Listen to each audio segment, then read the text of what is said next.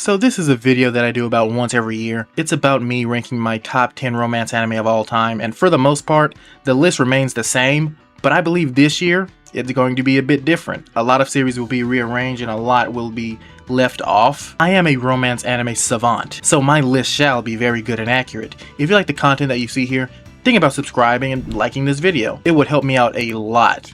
And eventually I'll be able to quit my day job so I can make content all the time for all of you. If you think about it, I would love it. I would appreciate it. Also, before I start this, I would like to say that this is my personal opinion, okay? Do not attack me. This is based on what I like the most. So you may see a certain show here that you may not agree with, and you may not see a show on here that you absolutely love. It's just based on what I like, not particularly what's the best. Some better known anime I haven't seen yet will also be on here in the honorable mentions. So with that out of the way, I guess let's start the list. Okay, this number 10 is going to be very controversial. I have Horimiya at number 10. I got Kobe at my 2. But look, just listen to me, hear me out. I had to take out a lot of series that I like from this list, and I know this series is undeniable. It is amazing in my opinion. It probably depicts relationships the best out of any show. But with that being said, I just do not have the same love, get it? Love, because we are talking about romance anime, for this one as I do the others, because its greatness cannot be denied. What sets Horimiya apart is its maturity once again. It probably depicts the actual flow of a relationship better than almost any other show out there.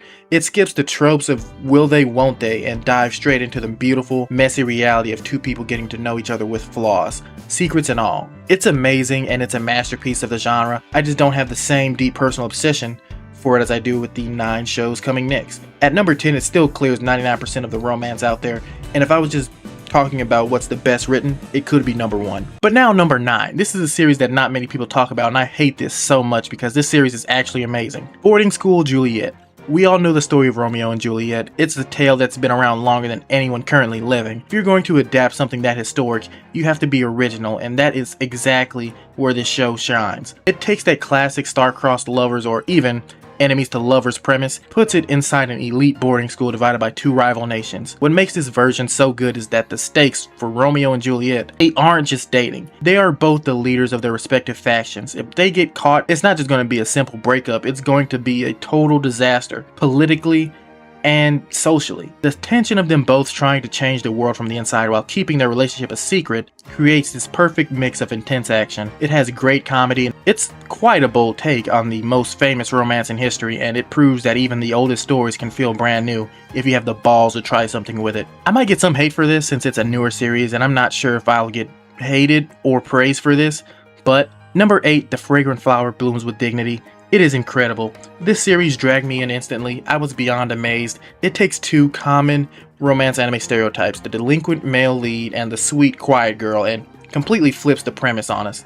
Rintaro isn't actually a delinquent, he just looks the part. The relationship between Wagari and Rintaro is pure, wholesome, and amazing as well. And it's not just the main duo either. The entire cast is written as genuinely chill people. The world they live in is a bit intense though. The 2 leads go to rival schools. Rintaro's school is looked down upon as a place filled with delinquents, while Wagari's school is for prim and proper young ladies.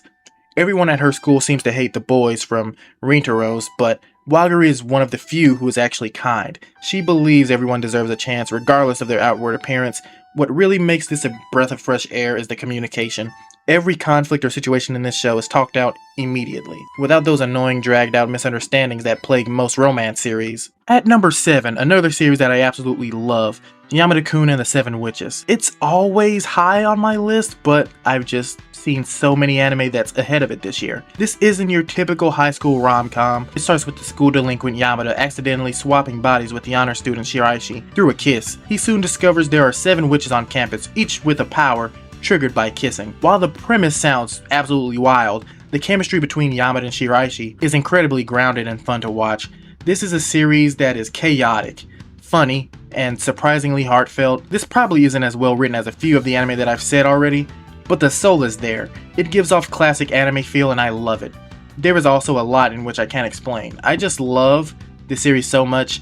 It also has the greatest anime opening of all time, by the way, so just listen to it real quick.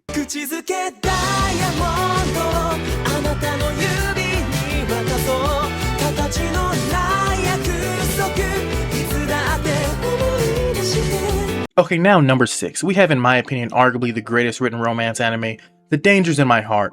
It follows Ichikawa and Yamada. I hate the description of this show because I started watching it thinking it was going to be on some weird stuff, and I see people still hesitate to give it a chance because of the description, but I'm going to read it to you anyway. Ichikawa is a social outcast who spends his days reading murder encyclopedias and harboring edgy delusions about his beautiful classmate, Yamada. However, he soon realizes that she is just as weird and quirky as he is, and his dark fantasies quickly shift into a wholesome, awkward crush. While that is true, meaning the description, a lot of people are turned off by the series because of how he acts early in the episodes. I just want people to know he doesn't truly feel this way. He would never truly go through with this kind of stuff. He just has awkward, weird thoughts that many teenagers have, even if his are a bit extreme. But his and Yamada's development, top tier. He starts the series as a character who is just socially awkward, someone who can never talk to anyone. He never would believe that a girl that looks like Yamada would even care about a guy such as himself. He just thinks the worst of himself and everyone around him. Seeing the chemistry and growth between these two is a beautiful thing to watch. Okay, at number 5, Bunny Girl Senpai. Listen, I know this may be a surprise for many. The story follows Sakuta, a high schooler who meets a famous teenage actress, Mai, wandering a library in a bunny suit, but no one else can see her. And that's just the tip of the iceberg. It follows many themes like modern struggles. It tackles heavy topics like cyberbullying and depression. Every case of puberty syndrome is something completely different each time. For Mai, it was her being invisible to everyone. For the next person, it could be reliving the same day over and over. It's a huge difference between each character and what they are going through. It honestly may be a bit low. Once again, like I said earlier, if I was just making it by what I think is the best, it would probably be higher. It'd probably be number 1. Okay, so at number 4, we have Call of the Night. This series is fresh on my mind considering I finished the anime a little over 2 weeks ago. It follows Ko, a young boy who has developed insomnia. While strolling one night, he meets Nazuna, a vampire. After seeing how beautiful the night is through her eyes, he decides that he wants to become a vampire as well. But it's not as simple as it seems. She has to suck his blood, but he also has to fall in love with her within a year. And if he doesn't fall in love within that year, he will never become a vampire. It's a very original premise. I love Ko and Nazuna's relationship and how it grows. They both have zero experience when it comes to romance, but that doesn't stop them from trying to make it work. They both genuinely care for each other, but it raises the question in the series, what is love exactly? Everyone has a different perspective on love. This series is phenomenal and it is one of my absolute favorites, and the music in it is amazing. Now at number 3, it hurts me because this is the lowest it's ever been. Tonikawa. This series is just very wholesome, and it also has a darker side to it. It follows Nasa. With a name like that, he was already destined for greatness.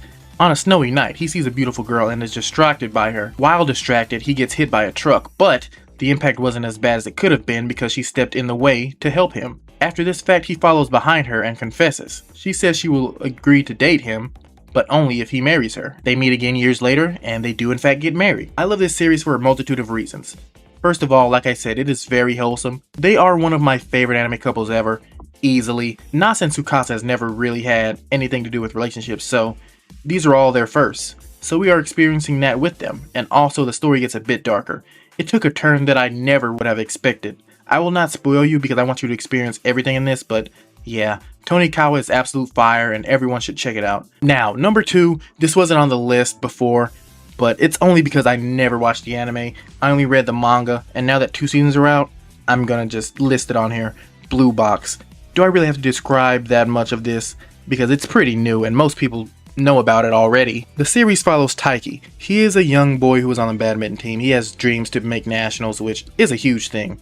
You have to be extremely focused and work extremely hard, but one day while going to the gym early, because he is a hard worker, he meets Chinatsu, an upperclassman at his school who practices every morning for the same reason. She also wants to make nationals as well.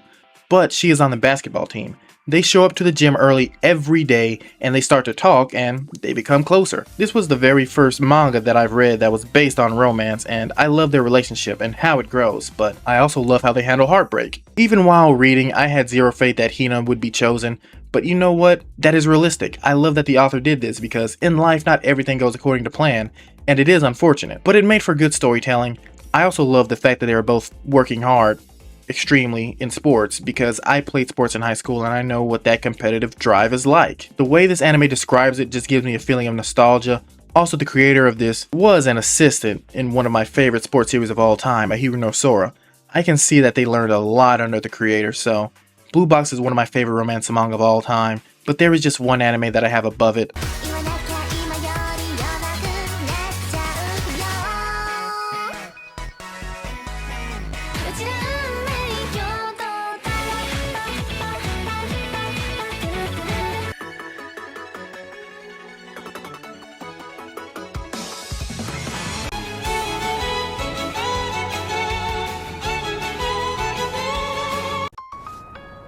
I love you, Banritada.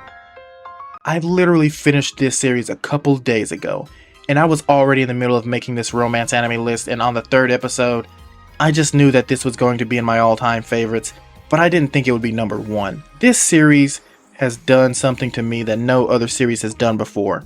Number 1, we have Golden Time. It follows Banri. He is a student starting his first year of college, but the catch is that he has no memories. He knows who he is, like his name, but that's it. He has no idea what he has done in his previous 18 years of life. This is already a premise that grabs you in instantly. He falls in love at first sight with Koko Kaga, a girl who is very clear about what she wants. She is a very blunt girl, and when she loves very hard. She can even be said to be a stalker, but she is probably my favorite female protagonist in this genre. She starts as very rude and even can be seen as annoying, but at the end of the show, she is loved by many people. She learns how to step back and how to be very nice to people. The character she becomes through 24 episodes is the perfect way to write development in these kind of stories. But that is all for my top 10 romance animes of all time. If you enjoyed this video and you want more content like this, you know what to do. Like, subscribe, show me some love. I love to see comments. I respond to all of them. Thank you guys for watching, and I will see you in the next one.